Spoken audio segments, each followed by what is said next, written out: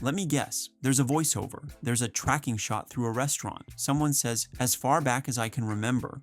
And we're off into another 3-hour mob movie with Ray Liotta's spiritual cousin doing crimes in a nice suit. Yep, it's another Martin Scorsese movie. Look, I respect the guy, he's a legend. But let's be honest, Scorsese's mob fetish, it's getting old. And I mean really old, like de-aged De Niro trying to curb stomp someone old. Stick around till the end, because the last point I make might actually make you rethink how you watch his films forever. Before we dig up another gangster body in the desert, hit subscribe, turn on those notifications, and drop a comment telling me which movie or show I should talk about next. This is director Ammar Hejazi, and today we're talking about why Marty might need to finally whack his own mob obsession. If you hear Italian-American crime family in a film pitch, there's about a 90% chance it's either a parody of Scorsese or it's directed by Scorsese. From Mean Streets in 1973 to Goodfellas, Casino, The Departed, The Irishman, and let's be real, Killers of the Flower Moon kinda counts too, because somehow, Leo still sounds like he's from Brooklyn. The themes are always the same: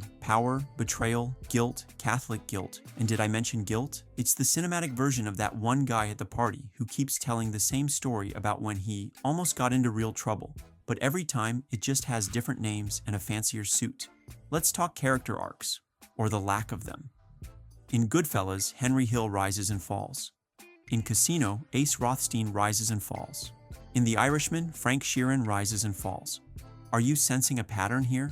It's like he's copying his own homework and changing the names. The only thing that's evolving is the runtime, and the de-aging technology that barely hides the fact that these young gangsters are moving like they've just pulled a hamstring. Scorsese films have become a bit of a mobster mixtape. Voiceover narration, check. Gimme Shelter by the Rolling Stones, triple check. Slow motion murder montage while Ave Maria plays, you bet. The style is iconic, yes, but iconic can slide into predictable when it doesn't evolve. At this point, even the camera is like, oh great, another Copacabana shot, let's do it. Now to be fair, Scorsese has tried to branch out. Hugo, Silence, Shutter Island. But let's be real, when people say they love Marty, they're talking about the mob stuff, and Scorsese knows that, which is why he keeps going back to it like it's the one suit in his closet that always fits. But that's the trap. The more he sticks to his legacy, the more he limits himself. He's got the skill to do anything, but he keeps remixing his greatest hits like he's afraid to flop on something new. It's like watching LeBron still trying to dunk from the free throw line at age 60. Impressive, sure, but maybe it's time to try another move. Alright, here's the part I told you not to miss. Scorsese's mob films used to feel dangerous, fresh, personal. Now they feel like retrospective therapy sessions for guys who peaked in 1978. The Irishman wasn't a gangster movie. It was a funeral for all his previous gangster movies. And instead of moving on, he just keeps eulogizing the same world. There's nothing wrong with telling the same type of story.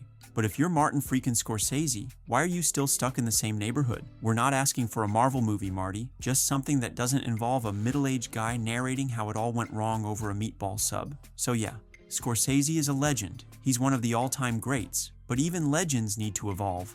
Otherwise, they just become museum pieces that keep making movies about other museum pieces. This was director Ammar Hejazi, and if you stuck around to the end, congrats. You've just made it through a full mob movie without being whacked. Hit like, drop your next film suggestion in the comments. And until next time, try not to get involved in any family business.